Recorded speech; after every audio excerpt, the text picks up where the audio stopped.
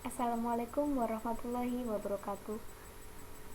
Saya Dwi Lailatul Nikmah dari Universitas Negeri Malang. Di sini saya akan menjelaskan atau memaparkan tentang pendidikan dan pembelajaran kecerdasan majmuk. Pengertian multiple intelligence atau kecerdasan majmuk yang disampaikan oleh Howard Gardner.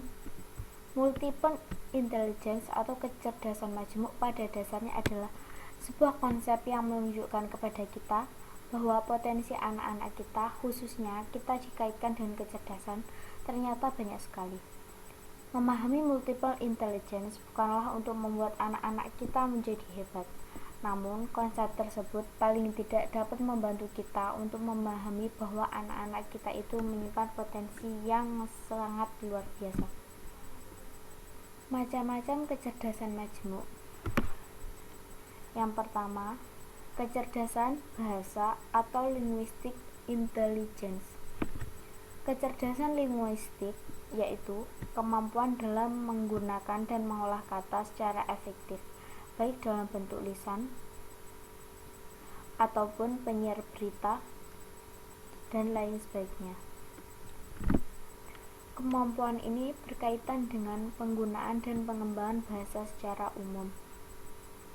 Peserta didik yang mempunyai kecerdasan linguistik tinggi senang mengekspresikan diri dengan bahasanya. Biasanya, nilai mata pembelajaran bahasa lebih baik dibandingkan dengan teman-teman yang lainnya. Jadi, anak-anak itu bisa dibilang pintar ngomong, pintar mengolah bahasanya. Yang kedua adalah kecerdasan musik.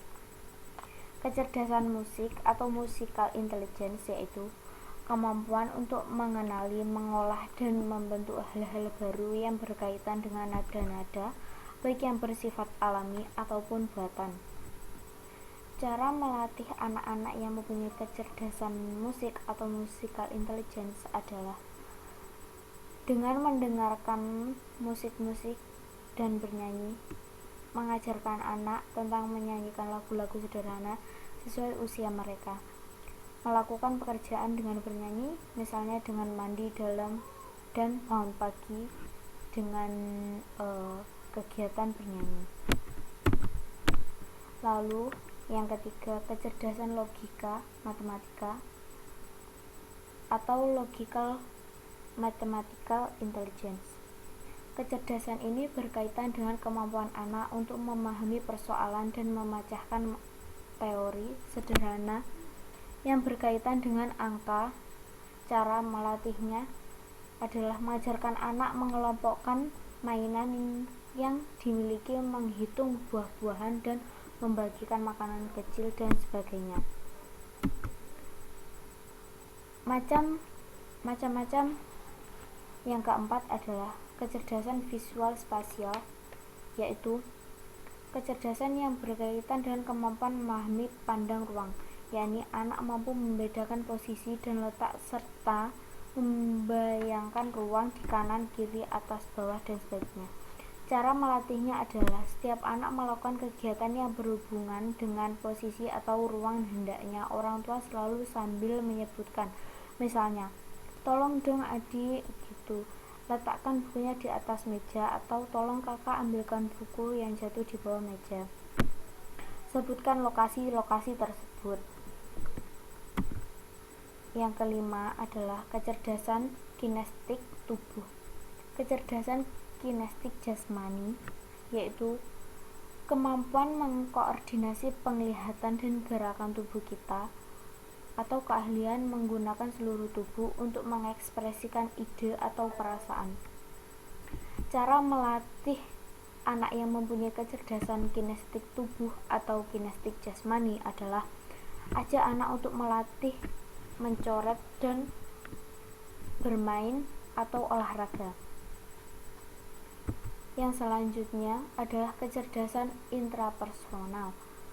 Kecerdasan intrapribadi atau intrapersonal yaitu kemampuan untuk memahami keinginan, minat, hasrat, dan harapan yang ada pada diri, atau kemampuan memahami diri sendiri, bertindak berdasarkan pemahaman tersebut.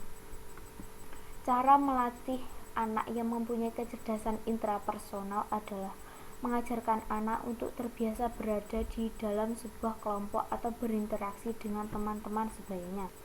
Macam kecerdasan yang ketujuh adalah kecerdasan interpersonal.